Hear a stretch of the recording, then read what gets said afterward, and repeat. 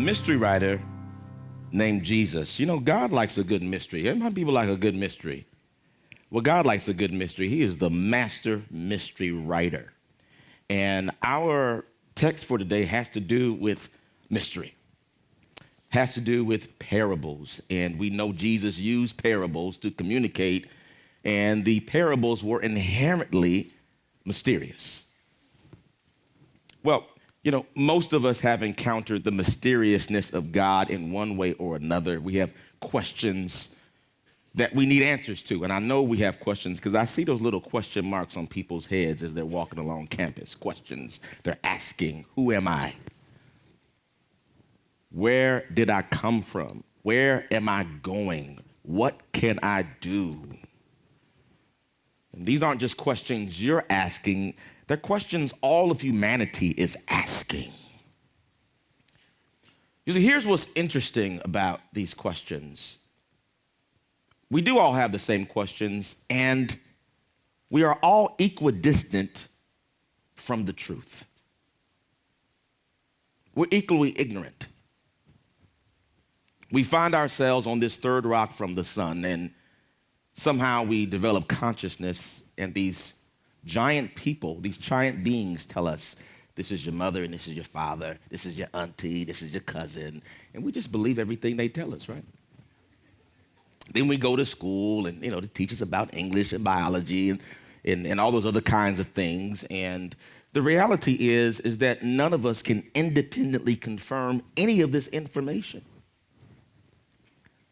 How do you know you were born? Well, I guess you see other people being born, but how do you know you were born? Maybe you're an AI computer that is really close to being human. We really are in Act 2 of a 3-act play. We're born in an Act 2 of a 3-act play. We don't know what comes before us, and we don't know what comes after us. We have to rely on other people's testimony, and even their testimony is based on things they don't really know.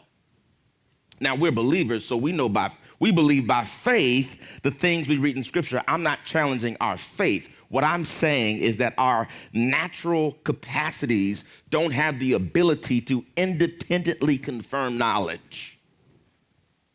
So we rely on presuppositions. You know what a presupposition is? It's fake knowledge. It's the belief before the belief. It's the opinion before the opinion. It's the boundary line between the unknown and the known that we have to create. Otherwise, we would question everything. We couldn't function. We have to decide that at some point, I think I can know this. So from this point forward, these are things I can figure out. I teach in the Torrey Honors Institute, and there's a philosopher, an Enlightenment philosopher we read called Descartes, and he says, he spent his time questioning everything and then figuring out what things remained after he questioned everything. And so one of the presuppositions he developed is, I think, therefore I am. I think, therefore I am. If I'm thinking, that must mean I exist. And he began to develop ideas from there. I can know this, and from here I can move forward.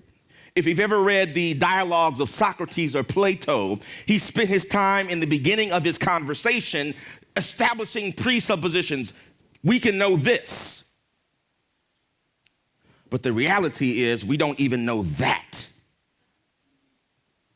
That's just the best we can do if we don't want to go crazy. We'd be paralyzed by uncertainty.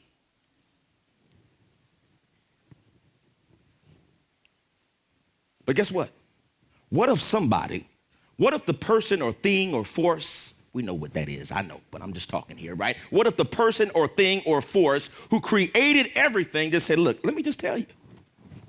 Can I just tell you how you got here? Can I just tell you why you're here? Can I just tell you why the world is? In fact, why don't I put it in a book? So you can know. And he does put it in the book, and yet we still have questions. Jesus was walking on the earth. People saw him physically, and yet they still had questions. And so what Jesus decided to do is, this is what I'm going to do. I guess we'd call it reverse psychology today, I guess. But he decided instead of telling them outright, he would speak in parables, speak in mysteries. But I've come here to tell you today that Jesus speaks in mysteries not to conceal things from you, but to reveal things to you. So we're going to get into this. I'm going to read this passage of scripture in Matthew 13, and we're going to try to understand the psychology Jesus is working from. Matthew 13, I'll just start at the first one here. It says, that same day Jesus went out of the house and sat beside the sea, and great crowds gathered about him. Great crowds. This was before Twitter and Facebook and all these other kind of social media outlets. Jesus mustered a crowd. And they gathered about him so that he got into a boat and sat down, and the whole crowd stood on the beach. And he told them many things in parables. This is what he said, saying, a sower went out to sow. I know I can't see your hands, but how many people grew up in an agrarian context? Is anybody out there? I didn't. The closest I had to it was my grandfather from Louisiana. He met my grandmama in Arkansas. Oh, they had about 9, 10 kids. Yeah, his grandfather was a slave. And then my grandfather raised his kids in Louisiana, and then he moved down to California, Compton, California. And my parents, when they had to go do something, they had to take care of something, they would take me and my brothers over there. My grandfather was thrilled to see us. My mother is his youngest child, and he had one other grandson. He only had one other grandson, and he was in Sacramento. So it was me and my brother. It was 3 of us, and every time we got over, he just get a kick out of it, man. Every time he sees, he say, "Jump for granddaddy." Okay, and he would just laugh. Jump for granddaddy. Okay, and he would just laugh. That was just a side note, but I'm mentioning my grandfather because, he had a garden in his backyard. See, he still had an agrarian mindset, even though he was in the city, and he would grow corn, and he would grow sweet potatoes, and he would grow collard greens. My grandmother, my grandfather, and my grandmother could make some biscuits. You ever had some homemade preserves? Some homemade fig preserves you have not had. You have not had good eating until you've had my grandmother's homemade biscuits and fig preserves.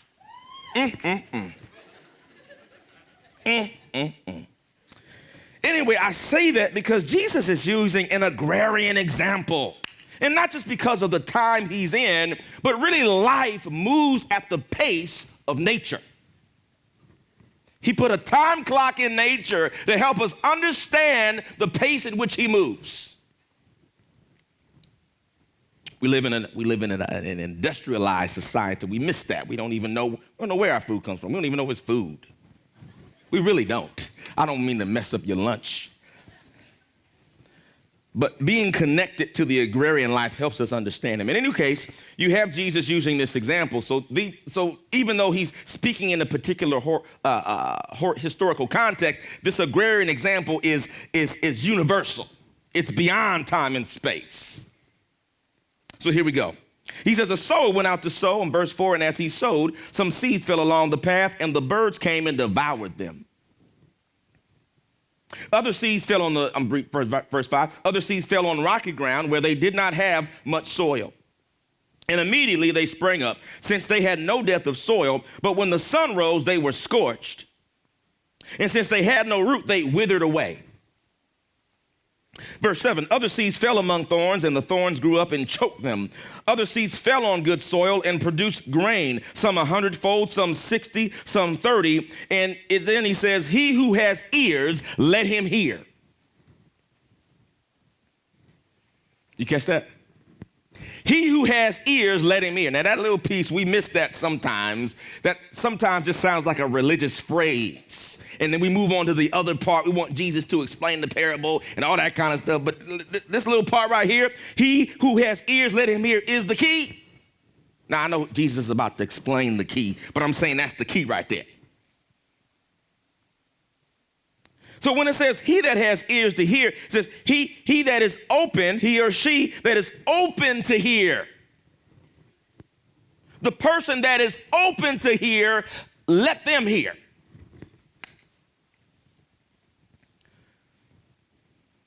What do I mean by that? Because as we're going to find out later in the explanation is that the ground Jesus is talking about is that heart of yours, that heart of mine, that heart. He's not talking about listening with the natural ears. He's talking about listening with the ears of your heart. You know that song, Open the Eyes of My Heart? Well, your heart got some ears too. And you got to keep your heart open for what the Lord is going to tell you. And he could be talking, but if you're not open, you're not going to hear it.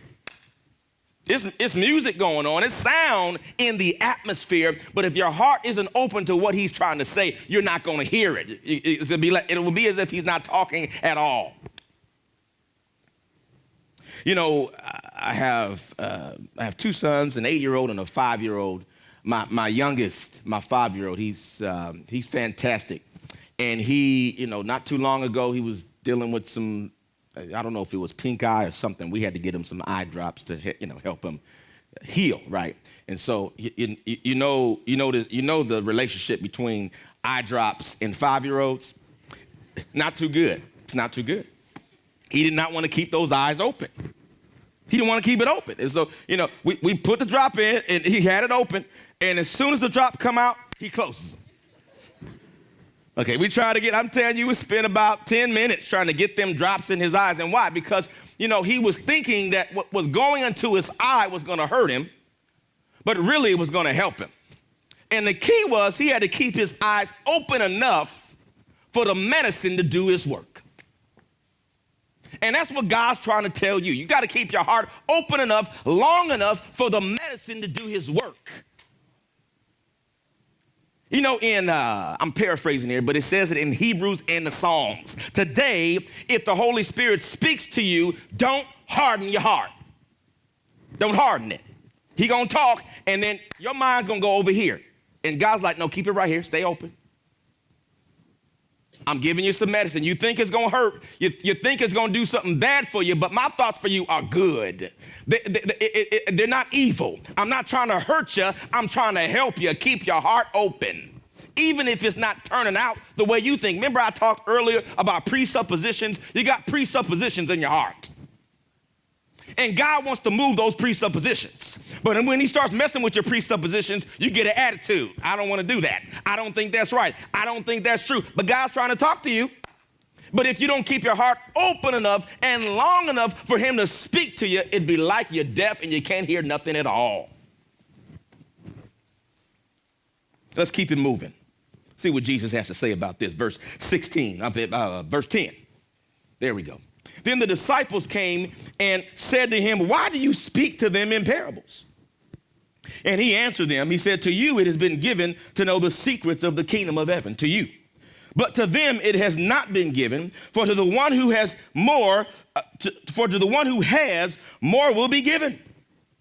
And he will have an abundance. But from the one who has not, even what he has will be taken away. This is why I speak to them in parables, because seeing they do not see, and hearing they do not hear, nor do they understand. Indeed, in their case, the prophecy of Isaiah is fulfilled. And I'm going to quote that in a second. But it's interesting what Jesus says there. He says, look, why do you speak in parables, Jesus? They asked, because it's been given to you to know the secrets of the kingdom. And the one who has will have more, and the one who has not, even what they have will be taken away. It sounds like it almost sounds like Jesus is saying, the rich get richer and the poor get poor. It almost sounds like that. That's not what he's really saying. But here's what he's saying. Now, here's the thing here. This passage lends itself to all kinds of interesting debates about predestination, and I'm not going to get into that today. When I grew up in the church, that wasn't a conversation we had all the time.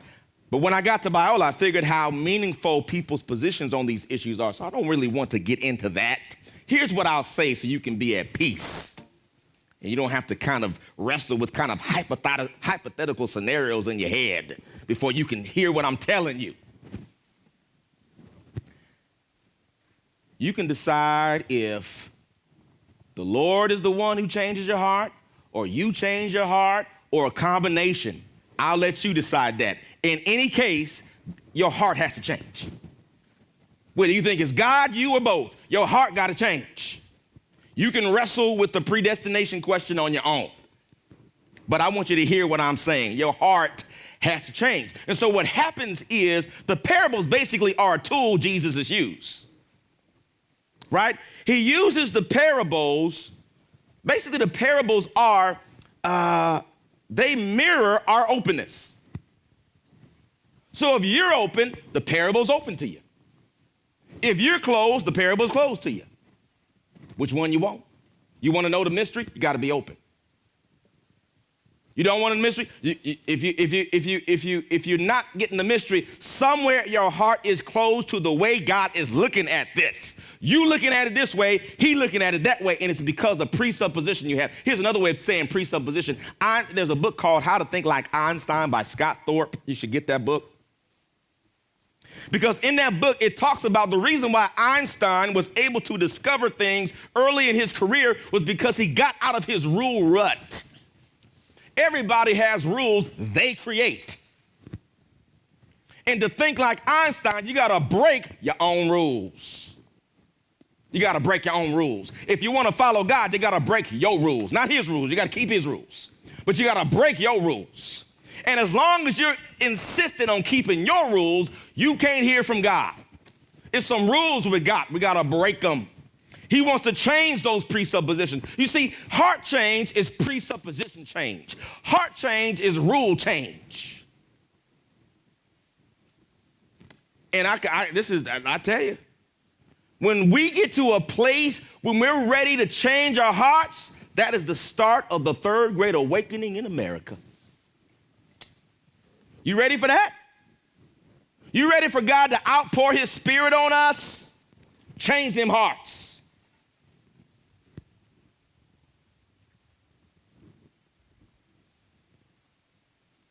See, the thing is, the mystery of the parable, the mystery is designed to cause us to seek God. How does it do that? Because it dispenses with the illusion that you know anything. You think you know something, you don't know. We think we have knowledge, we don't have knowledge until the Holy One reveals it to us. We can't find him, but he can find us. He reveals himself to us. And when we acknowledge that only he is worthy, that only he is holy, that only he is knowable, that is the moment when we open our hearts and say, God, I don't know anything. You know all. Show me. That's kind of what Socrates was trying to do. He would tell people he didn't know anything, even though he was one of the smartest people he knew, actually, in practice. But he tried to keep a beginner's mind. So no matter what you're doing, no matter how much you think you know, today I'm a beginner. This is the day the Lord has made. I will rejoice and be glad in it. I don't, just because my day looks like something, this is going to happen, that's going to happen, it's still the day that the Lord has made. Lord, teach me to have joy today. Lord, teach me to have peace today. Lord, teach me to be loving today. Lord, teach me, renew my strength. I think I know what's going on. I don't know what's going on. You know what's going on. Help me to be joyful. Help me to walk in the fruit of the Spirit. Help me to be kind. Help me to help somebody else. Help me to have a servant's heart. Help me to have mercy on somebody. Help me to do the things you want me to do, because every moment I got to relearn it because you got something you're teaching me. I'm going to keep my heart open.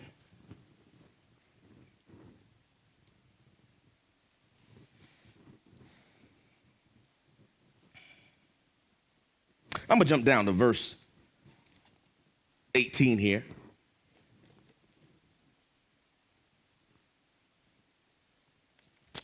(13, 18), it says, "Hear then the parable of the sower." Jesus explains it here. He says, "When anyone hears the word of the kingdom and does not understand it." Now, Jesus is about to break down the different kinds of hearts there are. So I mentioned our hearts need to be open, but you need to understand what phase you're in, what phase of openness you're in. He says, when anyone hears the word of the kingdom and does not understand it, what's going on? The evil one comes and snatches away that is what has been sown in his heart. Do you know why we can't understand the things God has given us? Our hearts are hard. We're not open. We're not open. We're not open. Where in our hearts are, because that's where the enemy comes in. He finds the places where you're offended. Oh, he loves offense. The enemy he thrives in offense. He thrives in bitterness. He thrives in that strife, all that kind of stuff. He loves it. And he takes that bitterness and he takes that offense and he just hardens those spiritual arteries. There you go. Ain't no blood flow. Ain't nothing going on here. I got you. I got you. Anytime I want to stop you, I just open that wound. I just remind you of the person you don't like. He got you. But when we say, Lord, I give that to you, I'm open to you, I forgive. Forgiveness is a choice. Healing is a process. Forgiveness is a choice. Healing is a process. You got to trust. When you forgive, you're trusting God with the healing. You're saying, God, I don't feel healed. Lord, it still hurts, but I choose to forgive this person because I'm going to trust you with my healing process. And when you forgive, the devil ain't got you no more. Your heart's open, God can speak to you. Satan can't snatch the word God's trying to plant in your heart. That's one phase. Here's the next soil. This is what is sown along the path. That was the one that Satan snatches. Verse 20, as for what was sown on rocky ground, this is the one who hears the word and immediately receives it with joy. Oh, yeah, just like with my granddaddy. Jump for granddaddy. Woo, there we go. I'm ready. Hey, jump. Yeah, you ready. You excited about the things of God. You get excited quickly. You always got it. Some of y'all have those personalities where, you just have that, effervescence and you just full of life, but no depth to your life. No depth. You're miles wide and an inch deep. What does the Lord say? It says, this is the one who hears the word and immediately receives it with joy. Verse 21, yet he has no root in himself, but endures for a while. And when tribulation or persecution arises on account of the word, immediately it falls away. In other words, as soon as you're tested, to see if you're really committed to what you really trust what God's saying, you fall away. You fall away as quickly as you committed to it. No depth. We need depth. You know what depth means? You got to do the daily stuff. That's how you get depth. Daily. Daily. Daily. Daily. And that stuff can, in the natural, feel monotonous and feel, like nothing's going on. You got to be committed when you have no tangible sign that God's presence is with you, but I'm still in that word. I don't even understand. You may read something, you may not have even understood what you read, but you know what, Lord? I trust that you're trying to communicate to me. I'm going to still feed on that word. I'm going to still come to you and seek your face and allow you to fill me. Colossians says, this is Paul's prayer for the church, that we might be filled with the knowledge of his will and all wisdom and spiritual understanding. And so as we continue to seek the Lord to be filled with the knowledge of his will and spiritual understanding, it's talking about application. It's talking about the ways to apply his word. As we pursue that, and again, like I said, sometimes it don't seem like it, don't feel like, but you keep doing it. Get some roots. Just like that plant, you got to water it daily. Got to keep it in that sunshine.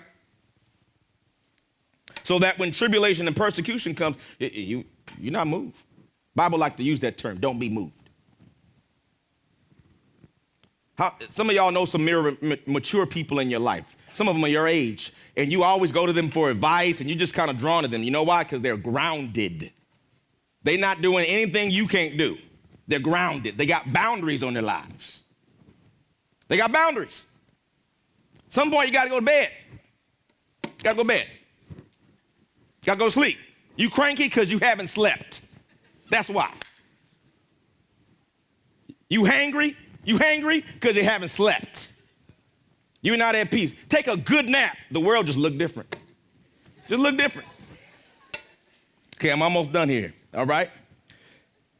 All right, and finally, verse 22, as far as what has been sown among thorns, this is the same one who hears the word, but the cares of the world and deceitfulness of riches basically choke it out. And what it's talking about there is that these are people who rely on their own strength to get things done, and they get choked trying to do it themselves, worrying about money, worrying about cares, worrying about how I'm going to pay for Biola. Cast that care on the Lord. Cast it on him. Quit worrying about it. He's got you. If it don't work out, it still works out because you got the Lord. Don't you worry, you have peace that passes your understanding.